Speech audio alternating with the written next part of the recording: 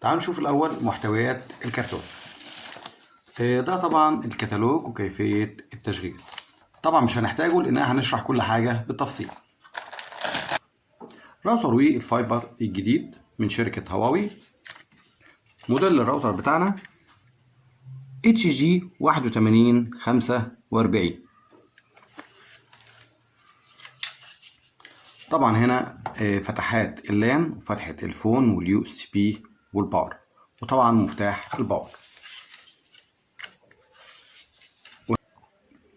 وهنا طبعا مفتاح الدبليو لان والدبليو بي اس يفصل ويفتح الدبليو بي اس والواي فاي.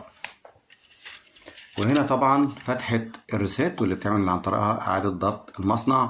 وأخيرا فتحة الفايبر واللي بتوصل فيها كابل الفايبر. طبعا احنا هنوصل راوتر ونشوف كل ده على الطبيعة. ده طبعا كابل اللان عشان توصل الراوتر بالكمبيوتر، وده كابل حرارة عشان تقدر توصل بيه التليفون الأرضي. وده طبعا الأدابتور اللي هنوصل عن طريقه الراوتر بالكهرباء. وأخيرا طبعا كابل الفايبر.